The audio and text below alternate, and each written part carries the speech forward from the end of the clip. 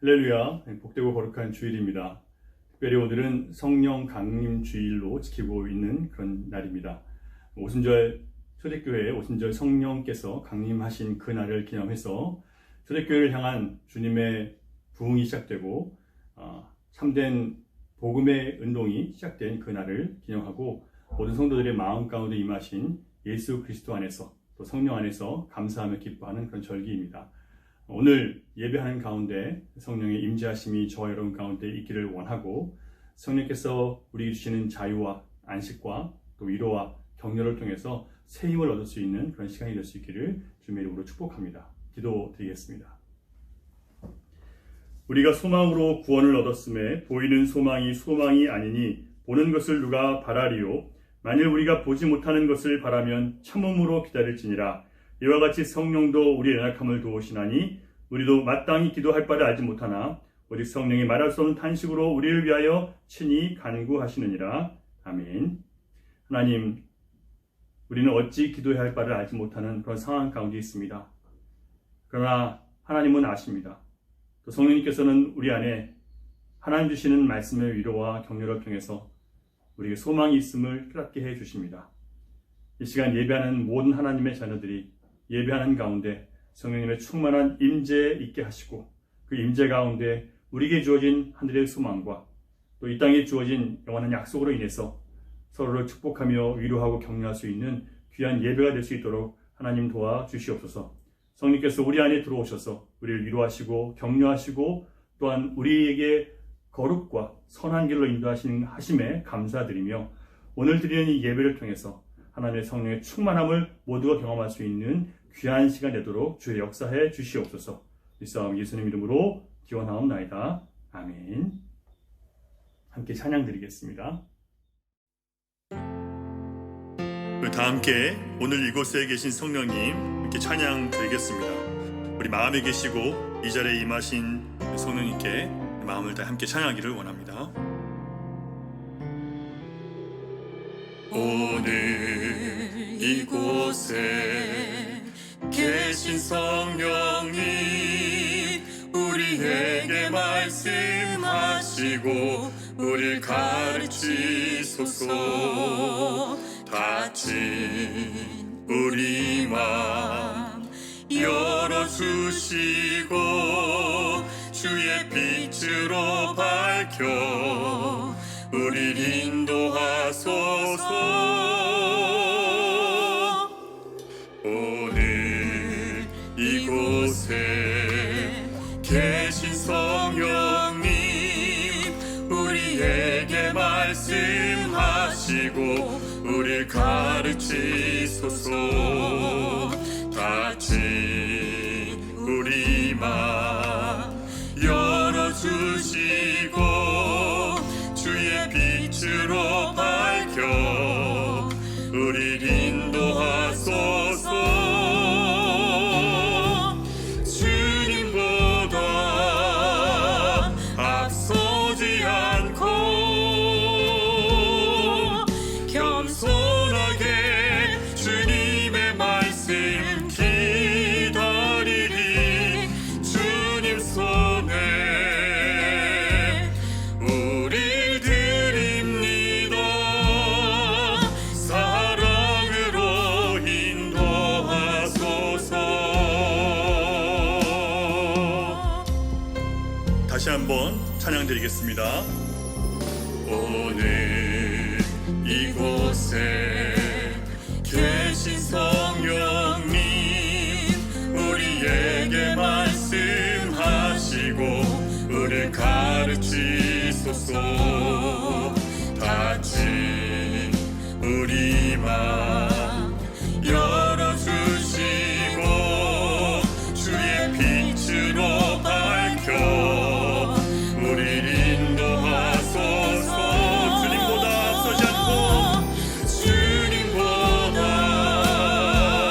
앞서지 않고 아멘. 겸손하게 주님의 말씀 기다리리. 주님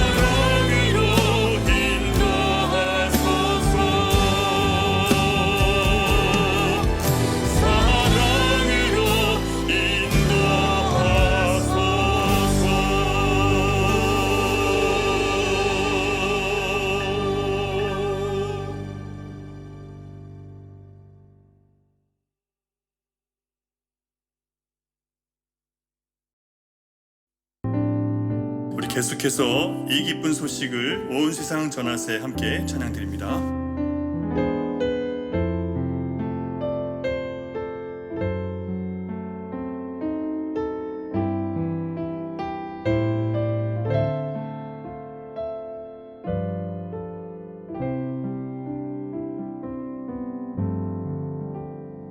이 기쁜 소식을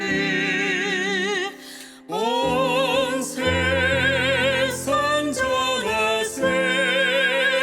큰 환난 고통을 당하는 자에게 주 믿는 성도들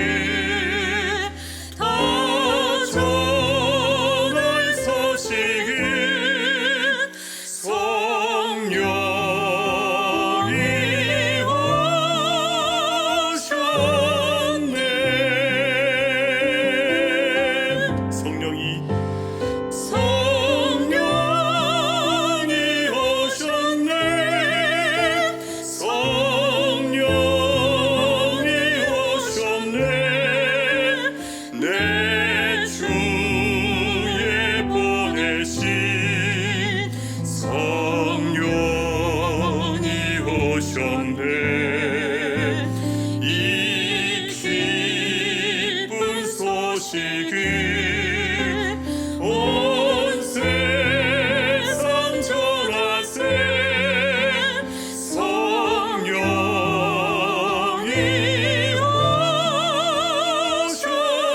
오셨네. 만왕의 왕께서 만왕의 왕께서 저 사로잡힌 자 다 구원하시고 참 자유 주셨네. 승리의 노래가 온 성에 들리니 성령이 오셨네.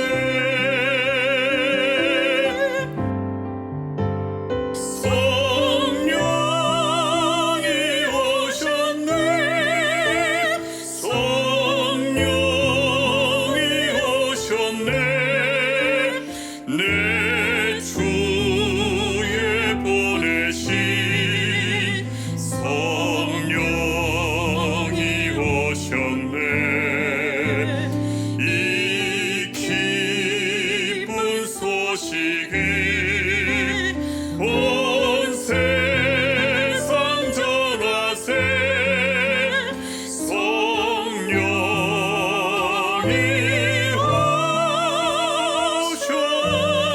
오셨네.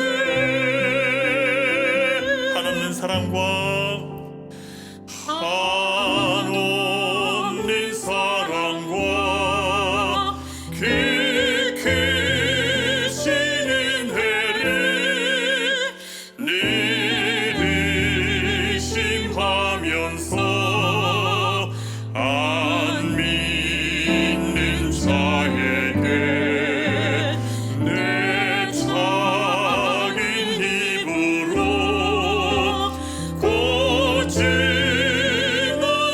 고증언하리니 성령이 오셨네.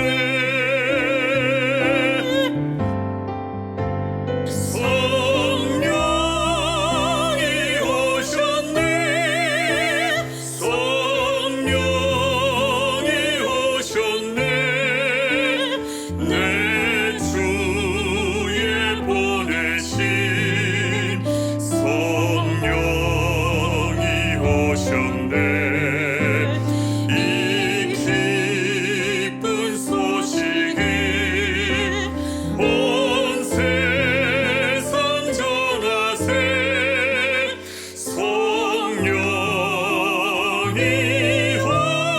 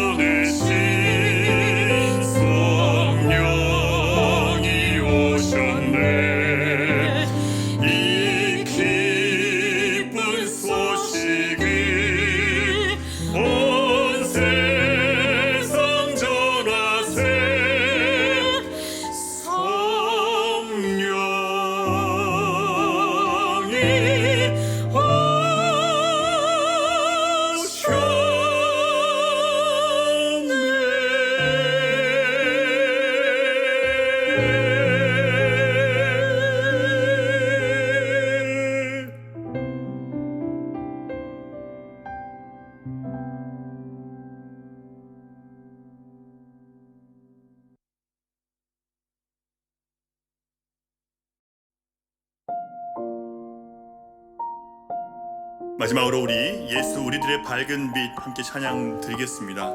우리의 밝은 빛이 되어 주셔서 우리에게 은혜와 긍휼을 베푸신 우리 주님을 찬양합니다. 주님의 길을 따라가는 저와 여러분 될 수 있기를 간절히 바라며 함께 찬양 드리기를 원합니다.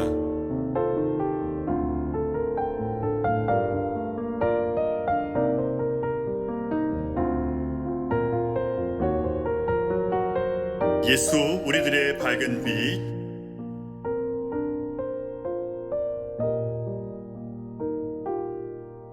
예수 우리들의 밝은 빛, 은혜와 긍휼을 베푸시는 주, 의의 길을 따라가는 주의 자녀들에게 항상 밝은 빛을 비추시네. 그는 구원의 주 하나님, 공의로 세상을 다스리시네. 주를 경외하는 자들에게 부어주시는 놀라운 주님의 영광.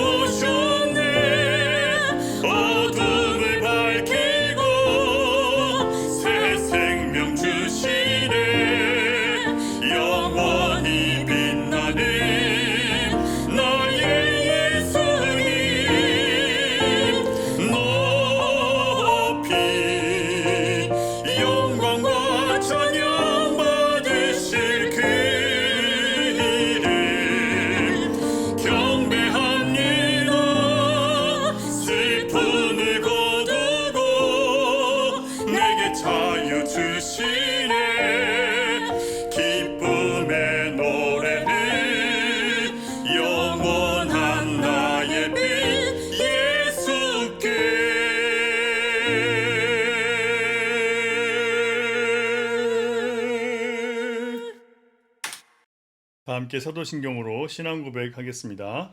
나는 전능하신 아버지 하나님 천지의 창조주를 믿습니다. 나는 그의 유일하신 아들 우리 주 예수 그리스도를 믿습니다. 그는 성령으로 잉태되어 동정녀 마리아에게서 나시고 본디오 빌라도에게 고난을 받아 십자가에 못 박혀 죽으시고 장사된 지 사흘 만에 죽은 자 가운데서 다시 살아나셨으며 하늘에 오르시어 전능하신 아버지 하나님 우편에 앉아 계시다가 거기로부터 살아있는 자와 죽은 자를 심판하러 오십니다. 나는 성령을 믿으며 거룩한 공교회와 성도의 교제와 죄를 용서받는 것과 몸의 부활과 영생을 믿습니다. 아멘. 기도드리겠습니다. 빛으로 오신 하나님 아버지를 찬양하며 예배드릴 수 있음을 감사드립니다. 세상은 코로나 바이러스로 무너져가고 아무것도 할 수 없는 삶을 두려워하며 몇 달을 지나고 있습니다. 그러나 주님 알지 못하고 기도할 수 없다면 더 큰 고통이며 두려움이라는 것을 이 고난의 시기를 통해 깨달으며 우리를 주님의 자녀로 택하여 주심을 감사드립니다. 매일매일의 일상이 당연히 주어진 삶으로 믿고 살아왔던 지난날들이 하나님이 주신 큰 축복임을 알게 하셨으며 어느 것 하나 내 것인 것이 없고 어느 것 하나 주님의 은혜 아닌 것이 없음을 감사드립니다.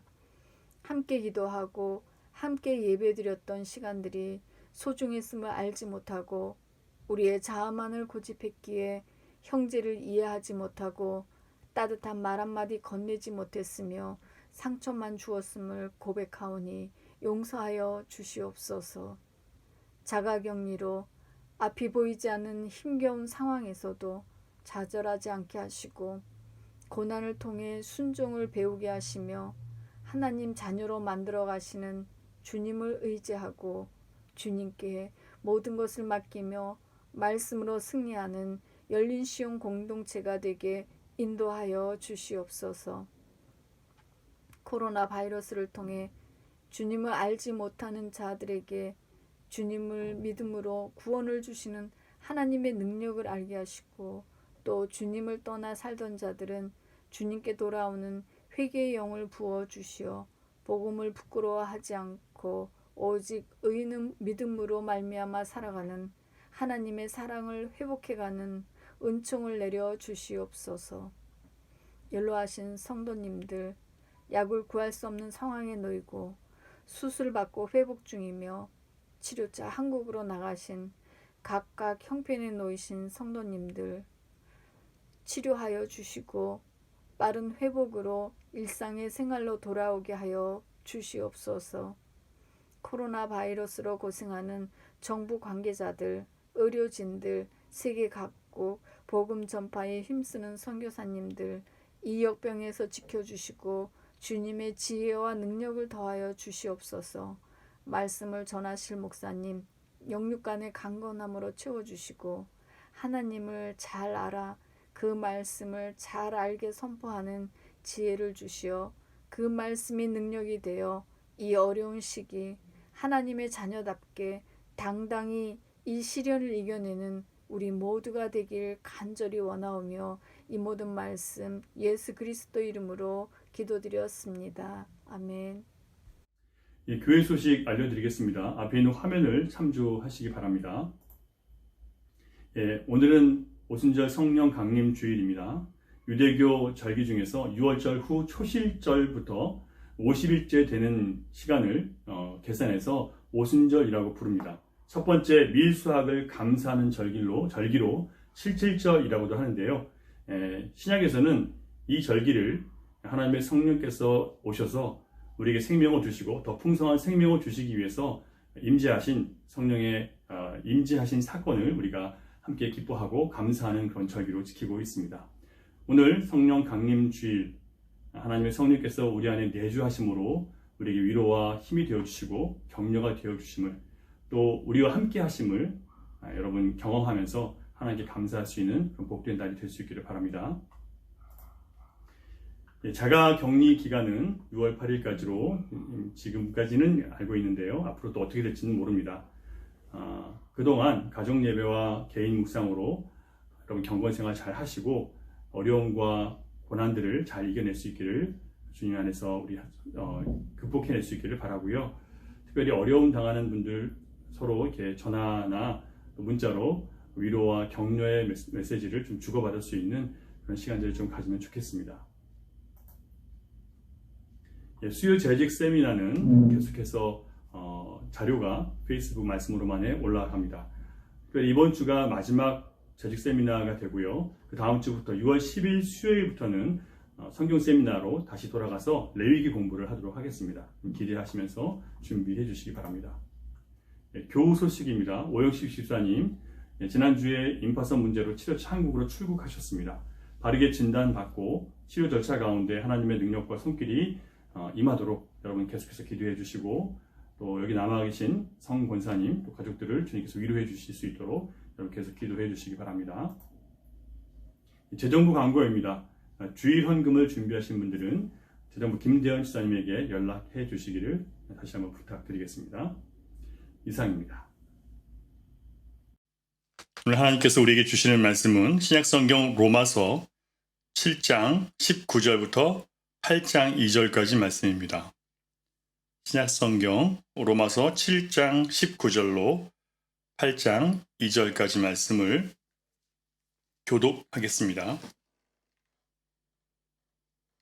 내가 원하는 바 선은 행하지 아니하고 도리어 원하지 아니하는 바 악을 행하는도다. 만일 내가 원하지 아니하는 그것을 하면 이를 행하는 자는 내가 아니요 내 속에 거하는 죄니라. 그러므로 내가 한 법을 깨달았노니 곧 선을 행하기 원하는 나에게 악이 함께 있는 것이로다. 내 속사람으로는 하나님의 법을 즐거워하되 내 지체 속에서 한 다른 법이 내 마음의 법과 싸워 내 지체 속에 있는 죄의 법으로 나를 사로잡는 것을 보는도다. 오라 나는 곤고한 사람이로다. 이 사망의 몸에서 누가 나를 건져내랴. 우리 주 예수 그리스도로 말미암아 하나님께 감사하리로다. 그런즉 내 자신이 마음으로는 하나님의 법을 육신으로는 죄의 법을 섬기노라. 그러므로 이제 그리스도 예수 안에 있는 자에게는 결코 정죄함이 없나니 같이 있습니다.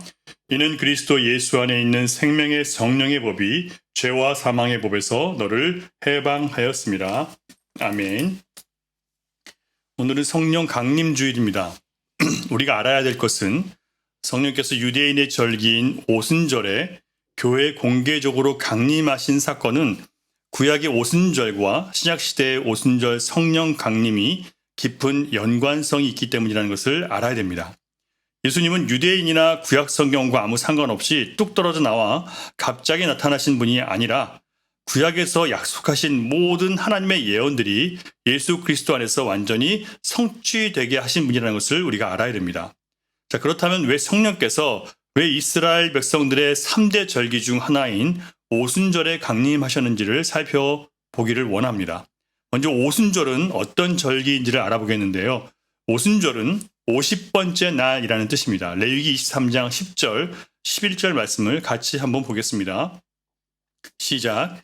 이스라엘 자손에게 말하여 이르라. 너희는 내가 너희에게 주는 땅에 들어가서 너희의 곡물을 거둘 때에 너희의 곡물의 첫 이삭 한 단을 제사장에게로 가져갈 것이요 제사장은 너희를 위하여 그 단을 여호와 앞에 기쁘게 받으심이 되도록 흔들되 안식일 이튿날에 흔들 것이며 가나안 땅에 들어가거든 거기서 그 해에 거둔 첫 이삭 한 단을 가장 먼저 제사장에게로 가져가서 그 단을 여호와께 드리라고 말씀하셨습니다. 그 드리는 날이 바로 안식일 이튿날입니다. 그러니까 안식일 다음 날이라는 뜻이죠. 그래서 이 날을 초실절이라고 합니다. 그래서 첫 해 첫 번째 절기 기간을 유월절, 무교절 또는 초실절이라고 부릅니다. 초실절은 모든 것이 죽었던 겨울이 지나고 봄에 가장 먼저 거두게 된 첫 곡식을 하나님께 감사함으로 드리는 그런 제사를 드리는 날입니다. 그래서 구약의 초실절은 신약에서 예수님께서 죽으신 후 사흘 만에 죽음의 권세를 깨뜨리시고 부활하신 것을 상징하는 그런 절기입니다. 사도 바울은 고린도전서 15장에서 이제 그리스도께서 죽은 자 가운데서 다시 살아나사 잠자는 자들의 첫 열매가 되셨다라고 했습니다. 죽음을 이기시고 부활하신 예수님께서 모든 부활하는 자들의 첫 열매, 곧 첫 번째 부활의 증거가 된다는 뜻입니다. 그런데 바로 그 부활하신 날부터 50일째 되는 날이 바로 오순절이고 성령께서 강림하셨다는 것이 하나님의 섭리라는 것을 우리는 발견할 수 있습니다. 또한 오순절은요, 새 곡식과 새 과일을 성전에 드리는 날로 더 풍성한 곡식과 채소와 열매로 하나님 안에서 모두가 기쁨을 누릴 수 있고 나눌 수 있는 그런 절기였습니다. 그래서 지금도 정통 유대인들은 이 오순절을 지키면서 두 가지를 하는데요. 토라, 곧 모세 오경을 주신 것을 기념해서 절기 내내 모세 오경을 읽고 토론하고 나눕니다. 그리고 햇 곡식과 햇 과일로 제사를 드리고 모든 것이 하나님 주신 것을 감사하면서 이웃과 또 가난한 자들과 어려운 자들과 곡식과 과실들을 나누면서 함께 즐겁게 절기를 지키는 것입니다. 자, 그렇다면 오순절과 성령 강림 주일은 어떤 관계가 있는 것일까요? 첫째로 오순절과 성령 강림 주일은 하나님의 영광이 공개적으로 사람들 앞에서 이 땅에 임재하신 사건을 기념하는 날입니다. 출애굽기 19장을 보면 유대인들은 77절 곧 오순절에 모세가 토라 곧 율법을 받으러 시내산에 올라간 날로 기념하고 있습니다. 그날 산 아래에 있었던 백성들은 산 꼭대기에서 우레와 번개와 빽빽한 구름이 짙게 머물러 있는 것을 보았고요. 나팔 소리가 매우 크게 울려서 심지어 산 아래에 진중에 있었던 모든 백성들까지 두려워서 떨었다라고 기록되어 있습니다. 구약에서 하나님께서 백성들 전체가 하나님의 영광을 보도록 자신을 나타내신 유일한 사건입니다. 그 후로는 백성들이 하나님을 너무 두려워해서 장로들의 요청에 따라서 모세와 제사장 아론을 통해서만 하나님 말씀을 듣게 되었습니다. 하나님께서는 놀랍게도 유대인의 절기를 통해서 예수님께서 이 땅에서 하실 일들이 무엇인지를 하나씩 보여주신 거예요. 6월절은 애굽 땅에서 이스라엘 백성들이 양의 피를 문에 발라서 애굽의 모든 장자가 죽었을 때 죽음의 천사가 이스라엘의 모든 집을 넘어간 것을 기념하는 그런 날입니다. 예수님은 6월절 양을 잡아 죽이는 그 날 백성들의 모든 죄를 짊어지고 십자가에서 죽임 당하셨습니다. 예수님은 친히 6월절 어린 양이 되셔서 이스라엘 가정마다 그 피를 바른 자마다 죽지 않게 되는 그 6월절을 완성하셨던 것입니다. 아까 말씀드린 것처럼 6월절 다음 날이 안식일이고 그 안식일 이튿날이 초실절인데 그 날은 안식 후 첫날 곧 예수님께서 부활하신 날입니다.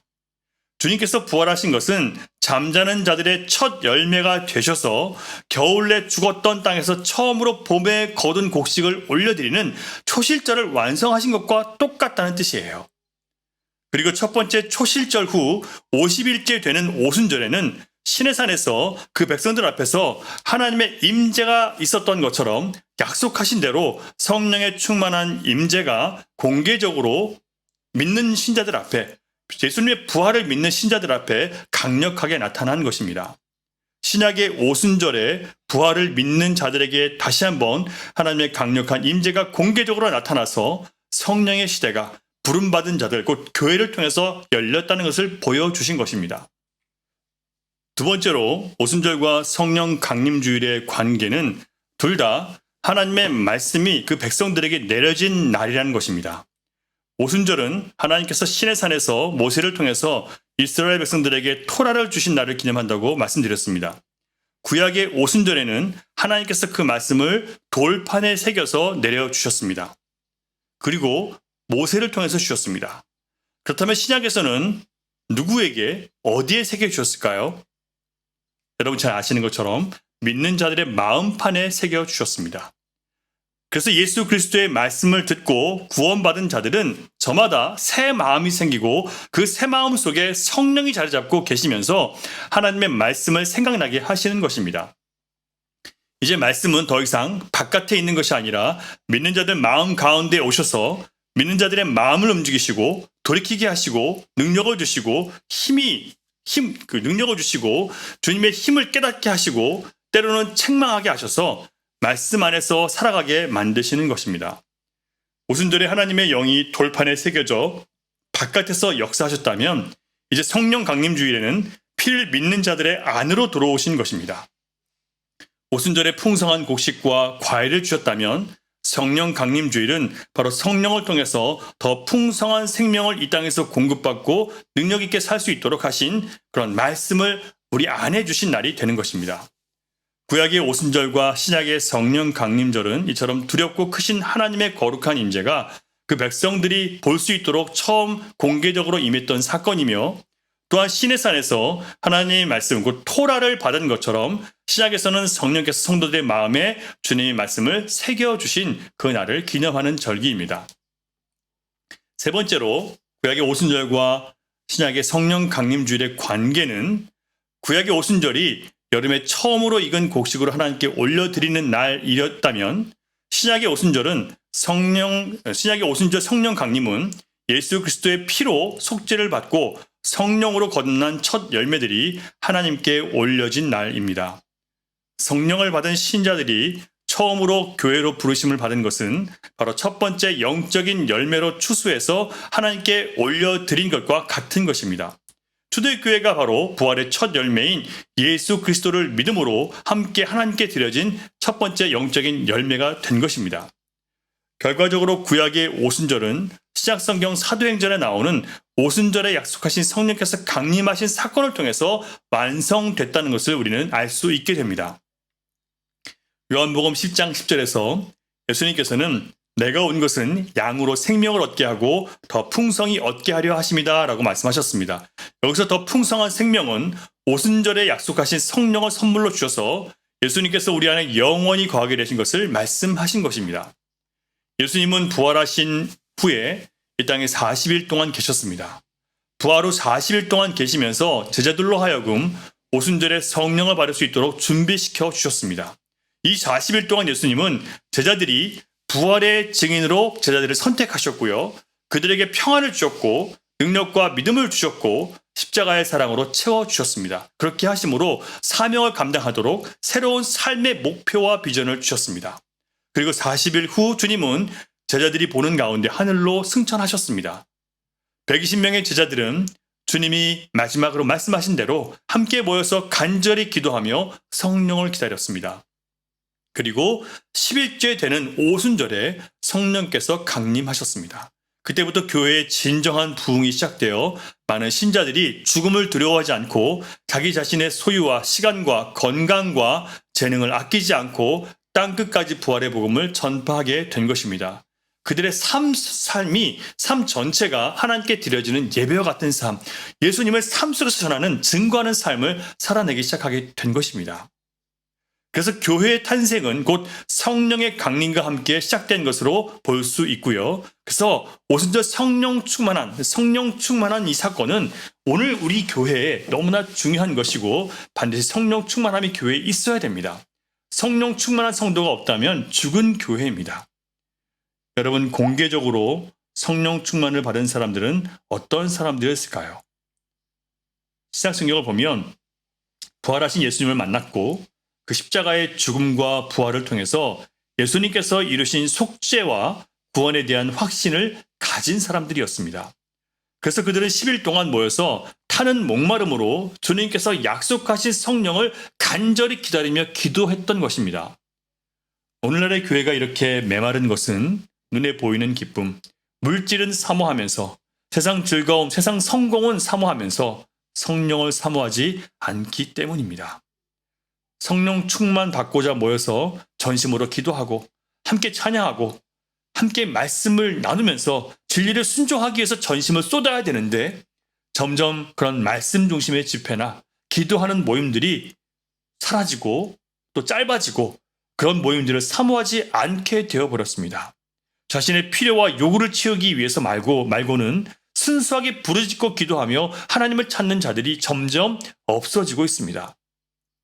이렇게 된 것은 우리 안에 거하시는 성령께서 우리에게 말씀하시고 인도하시고 가르치신다는 그것을 신자들이 잘 믿지 않거나 때로는 성령이 감동하시고 이끄시는 것을 신자들이 그냥 무시하고 부담스럽다고 귀찮다고 외면했기 때문입니다. 사랑하는 여러분, 이민 생활을 하면서 우리는 먹고 살기 위해서 우리의 육신의 감각과 힘과 능력만 의지하고 살아왔습니다. 또한 살만해진 다음에는 더 육적인 것으로 채울 수 있는 여유가 많아졌기 때문에 영적인 것으로부터 점점 더 멀어졌습니다. 그래서 영적으로 산다는 것이 익숙하지 않고 점점 더 어렵게 느껴질 수 있습니다. 하지만 예수님은 분명히 제자들에게 성령을 기다리라고 말씀하셨습니다. 그리고 그들이 주님 약속하신 성령을 기다렸을 때 성령이 충만하게 임하셨고 성령의 역사로 교회가 시작되었고 생명력 있게 복음이 전파되었습니다. 사랑하는 여러분, 오순절 성령 충만함이 우리 개인에게도 우리 가정에도 임하기를 축원합니다. 목마른 사슴이 시냇물을 사모하는 심정으로 간절히 기도하는 수고를 아끼지 않는 이 마지막 때의 부흥을 준비하는 성도들이 바로 우리가 되기를 간절히 바랍니다. 계속해서 이 오순절 성령 강림의 사건을 통해서 우리에게 주어진 성령의 선물이 무엇인지 같이 한번 말씀을 살펴보겠습니다. 오늘 설교 제목처럼 성령은 우리를 진리로 자유하게 하셨습니다. 신자에게 있어서 진리를 통해서 자유를 얻는 것은 너무나 중요합니다. 우리의 영혼을 살리는 자유가 그렇게 중요하다면 신자의 자유는 무엇으로부터의 자유이고 어떻게 자유하게 되는 것인지를 우리는 반드시 알아야 됩니다. 신자는 반드시 두 가지로부터 자유해야 되는데요. 로마서 8장 2절을 우리 같이 읽겠습니다. 시작. 이는 그리스도 예수 안에 있는 생명의 성령의 법이 죄와 사망의 법에서 너를 해방하였습니다. 여기서 우리는 모든 인간을 묶고 짓누르는 무거운 짐인 두 가지로부터 해방되어 자유할 수 있게 되었다는 것을 알 수 있습니다. 첫 번째는 죄로부터의 자유이고요. 둘째는 우리의 육신의 끊임없는 요구로부터의 자유입니다. 우리 육신은 끊임없이 우리에게 뭔가를 요구하는데요. 더 이상 그 요구로부터 우리가 끌려가지 않도록 자유하게 되었다는 뜻입니다. 먼저 죄로부터의 자유는 두 가지 자유를 포함하고 있는데 첫 번째는 죄를 짓지 않을 수 있는 자유이고요. 또한 죄를 짓고 나서 갖게 되는 죄책감이나 수치심이나 또는 형벌의 두려움으로부터 자유하게 되는 것입니다. 생명의 성령께서 우리 안에 계시면 죄를 지을 수밖에 없었던 우리 안에 새 사람이 있기 때문에 죄에 익숙한 우리의 육신의 생각과 새 사람이 싸우게 됩니다. 그 영적인 싸움을 통해서 사람은 드디어 죄를 짓지 않을 수 있는 자유를 내가 갖게 되었다는 것을 알게 됩니다. 죄를 짓지 않고 사는 사람들은 아무도 없습니다. 자기는 죄를 한 번도 짓고 살지 않았다고 할 수 있는 사람도 없습니다. 그냥 죄를 감각할 수 있는 눈이 없고 죄가 무엇인지 모르기 때문에 무식해서 그렇게 말하는 것입니다. 그런데 자기는 남들에게 큰 해를 끼치고 살지 않았기 때문에 죄가 없다고 주장하는 사람들도 가끔 있습니다. 그런 교만은 결국 하나님이 꺾으실 때까지 절대로 스스로 깨닫고 꺾여지지 않습니다. 그런데 많은 신자들까지도 자기의 죄로 인해서 고통을 받고 살아갑니다. 사도 바울은 하나님을 거역한 타락한 육신으로 이 세상을 살아가야 하는 신자의 고통을 알았습니다. 우리가 거듭나서 예수님을 믿고 있지만 여전히 우리는 육신을 입고 있기 때문에 이 타락한 육신으로 이 세상을 살아가야 되기 때문에 우리의 영은 고통을 받을 수밖에 없다는 뜻입니다. 7장 19절을 같이 읽겠습니다. 시작. 내가 원하는 바 선은 행하지 아니하고 도리어 원하지 아니하는 바 악을 행하는도다. 여러분, 성도들은 비록 새 영을 몸에 받아서 성령의 전이 되었지만 여전히 죄에 익숙한 육신 안에 거하고 있기 때문에 성령으로 거듭난 사람이 행하는 선보다는 도리어 원하지 않는 악을 행한다는 것입니다. 그래서 거듭난 신자 안에는 두 마음이 있는데 선을 행하기 원하는 선한 마음과 하나님을 거역하고 악을 행하기에 익숙한 육신의 마음이 있다는 것입니다. 22절을 보면 사도 바울은 내 속사람은 하나님의 법을 즐거워한다 라고 그렇게 고백합니다.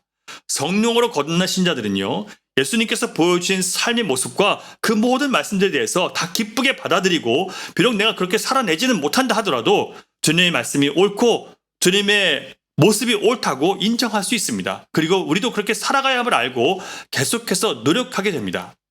하지만 내 몸속에는 죄의 법으로 여전히 나를 사로잡는 강한 죄의 세력이 있어서 우리를 끊임없이 넘어지게 한다는 것도 우리는 경험하고 있습니다. 중요한 것은 이렇게 죄에 익숙한 몸 가운데 성령님이 임재한 사람들은 죄와 격렬한 내적 갈등과 영적 전쟁이 일어난다는 점입니다. 그 싸움에서 질 때가 많기 때문에 사람들은 성령께서 아무 일도 하지 않으신다고 느끼는 경우가 많이 있습니다. 그러나 그런 상황 속에서도 성령님은 일하고 계신다는 것을 우리가 알아야 됩니다. 만일 여러분이 전에 없이 죄와 악에 대해서 저항하는 마음이 생기고 그것이 옳지 않다는 것을 분별하고 심하게 갈등하고 있다면 바로 그것이 성령께서 우리 안에서 우리를 거룩으로 인도하고 계신다는 증거입니다. 또한 그렇게 하다가 우리가 끝내 무너져서 죄를 지었다고 해도 우리 마음의 괴로움 가운데 회개할 마음을 갖도록 이끄셔서 그 죄를 고백하게 되었다면 그것이 바로 우리 안에 계신 생명의 성령의 역사라는 것을 우리는 알아야 됩니다. 그러므로 우리가 잘 느끼지 못한다고 해도 성령은 이렇게 우리 안에 있는 모든 현저한 죄악과 또한 깊이 숨겨져 잘 드러나지 않았던 은밀한 죄악까지도 다 드러내셔서 갈등하게 하시고 양심의 괴로움을 느끼게 하시고 수치심을 느끼게 하셔서 허다한 죄로부터 우리를 자유하게 하셔서 결국 거룩한 하나님의 자녀들로 변화시켜 가시는 것입니다. 둘째로 성령께서 주시는 자유는 죄를 지은 다음에 느끼는 죄책감과 수치와 형벌에 대한 두려움으로부터 자유라고 했습니다. 내가 아무리 죄 지은 적이 없다고 해도 만약 어떤 일을 통해서 양심의 가책이나 죄책감을 갖게 되었다거나 그 잘못이 들통날까봐 근심하고 불안하며 그 결과로 벌을 받게 될까봐 두려워해 본 적이 있으시다면 그것이 바로 죄를 범했다는 증거입니다. 명백한 증거예요. 그런데 성령께서는 범죄한 우리가 수치심과 양심의 괴로움과 형벌의 두려움으로 근심할 때 우리를 모든 죄로부터 자유하게 하신 그리스도 십자가 구원으로 인도하셔서 회개하도록 가르쳐 주십니다. 십자가 피로 구속받은 사람은 모든 양심의 죄악과 죄로 인한 수치를 대신 짊어지시고 대신 저주받으신 십자가에서 다 우리의 죄를 감당해내신 예수 그리스도의 속죄의 효력을 믿기 때문에 죄책감이나 형벌의 두려움으로부터 자유하게 될 수 있습니다. 그렇기 때문에 죄가 드러나고 회개함으로 용서받는 것이 오히려 은혜이고 자유케 되는 방법이라는 것을 알게 됩니다.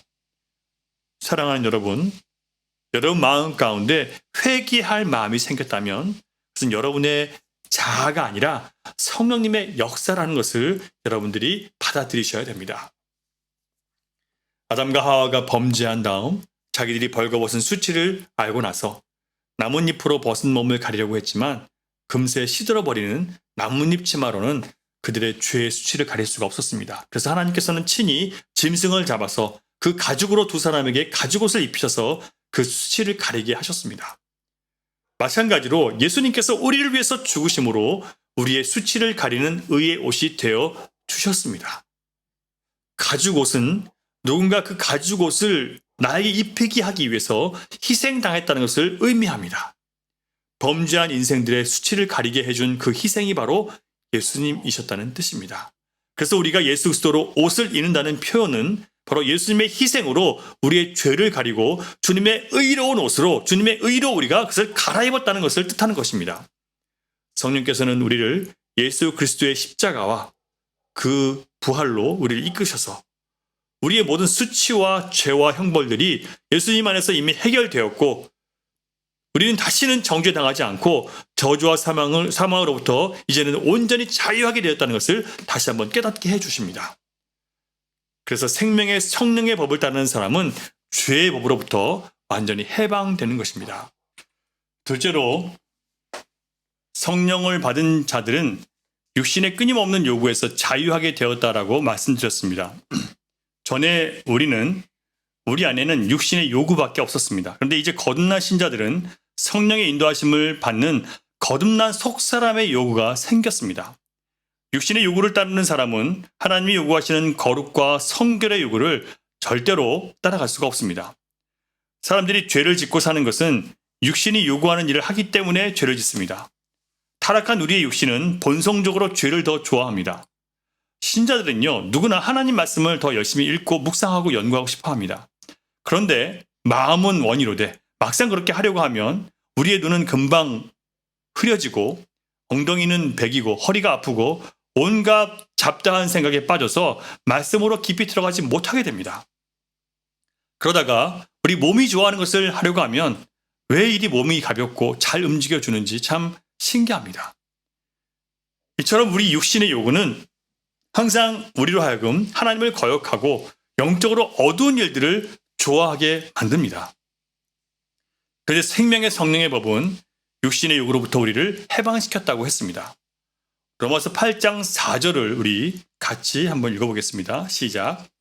우리가 육신을 따르지 않고 그 영을 따라 행하는 우리에게 율법의 요구가 이루어지게 하려 하심이라. 아멘. 우리가 육신의 요구가 아닌 성령이 우리 속 사람에게 말씀하시는 것을 따라가면 율법의 요구를 이루는 삶, 바로 하나님 보시기에 좋은 삶을 살 수 있게 된다는 뜻입니다.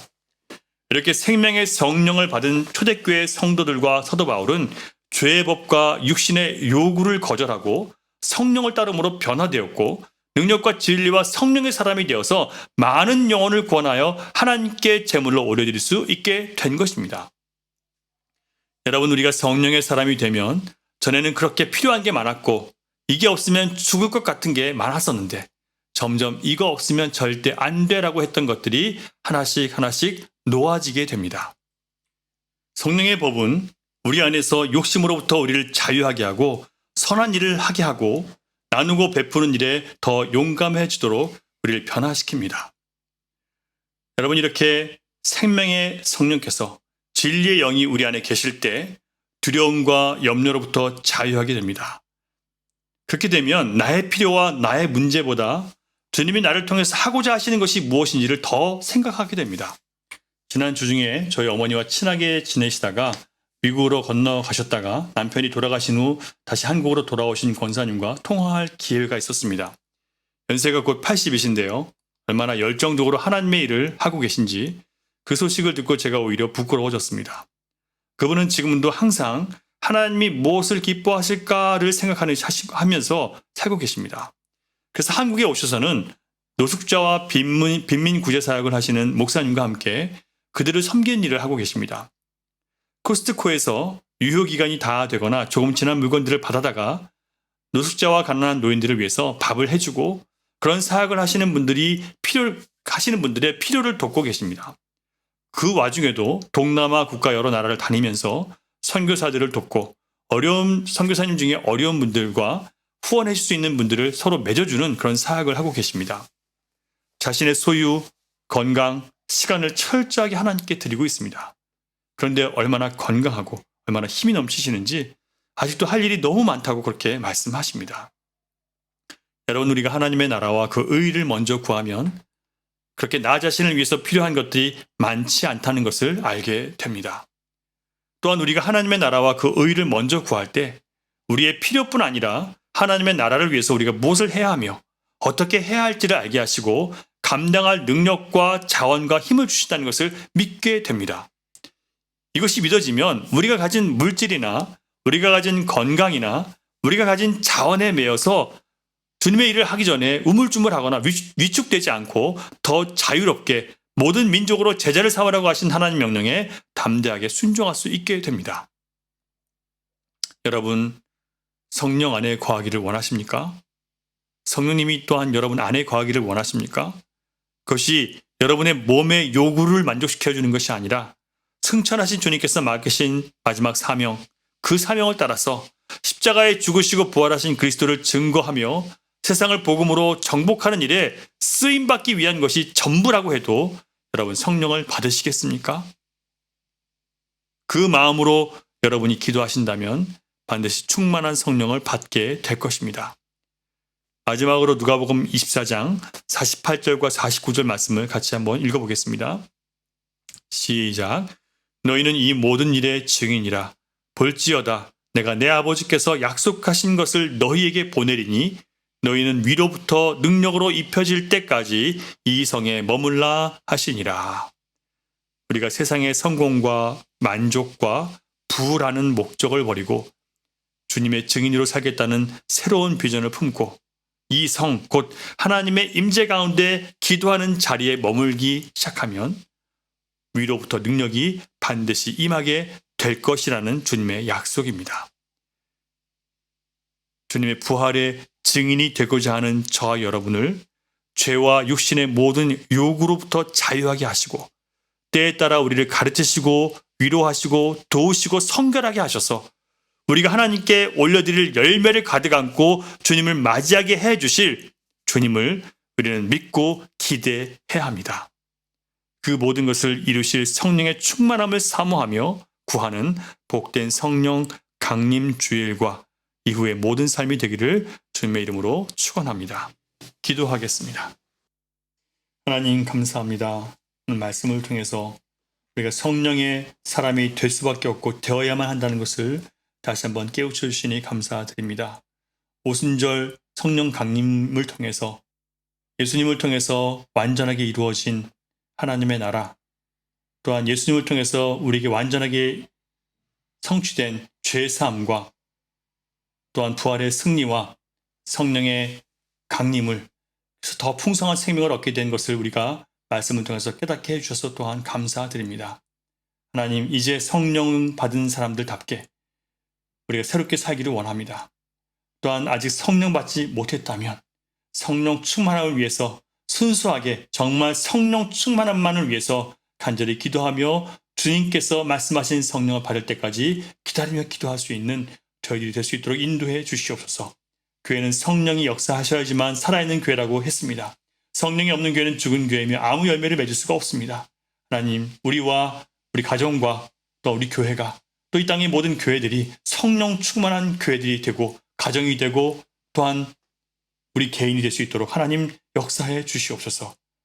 오늘도 겸손히 하나님 말씀 앞에 순종하기로 결단하며 우리의 삶과 우리의 내일과 또한 우리의 마음을 담아서 예물을 구별해서 주님 앞에 올려드립니다.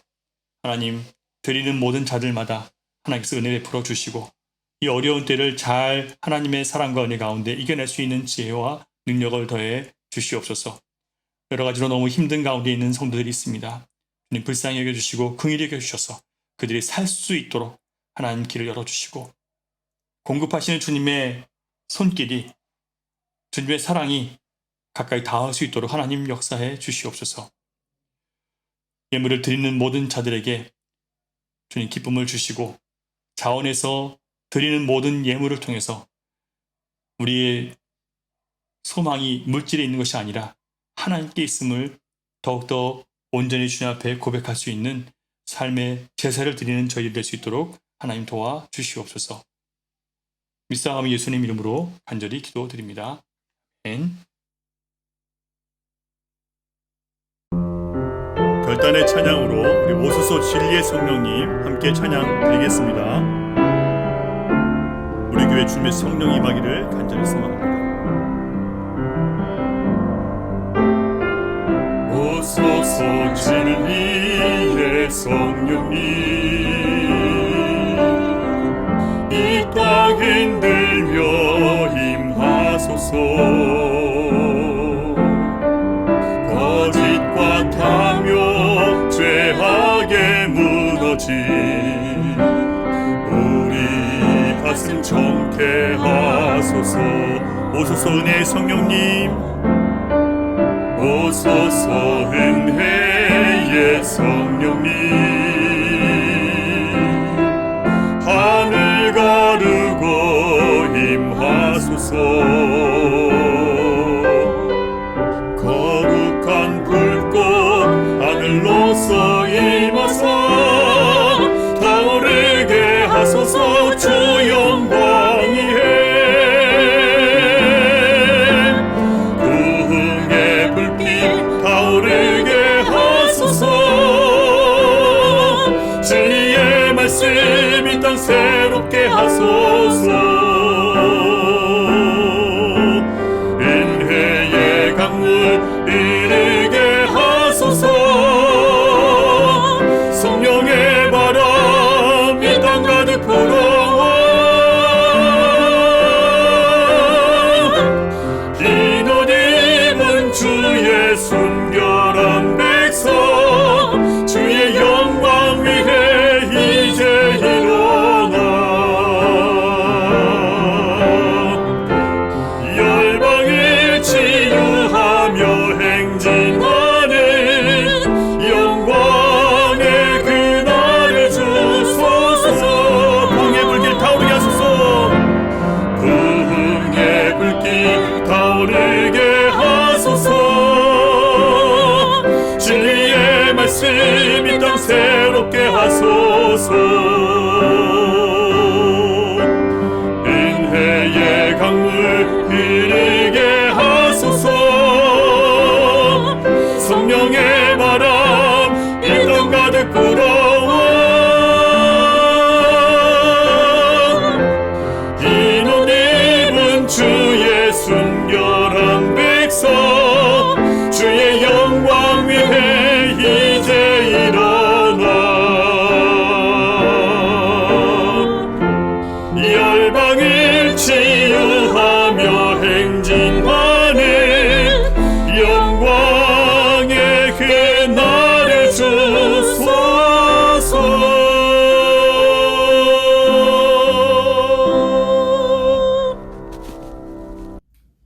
다 함께 축도하심으로 예배 마치겠습니다.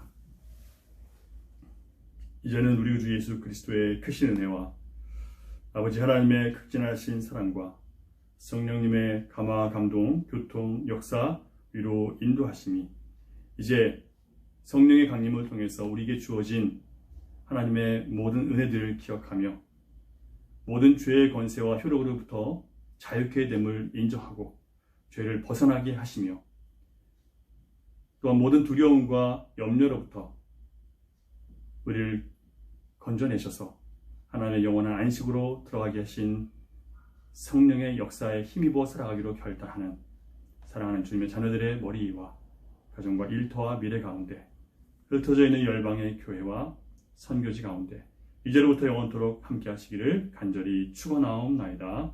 아멘. 이것으로 예배는 마쳤습니다. 또 한 주간이 시작되는데요.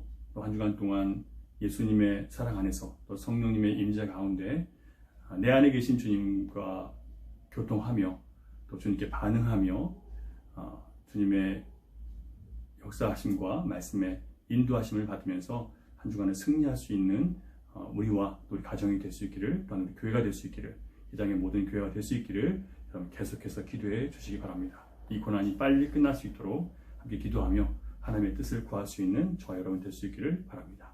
감사드립니다.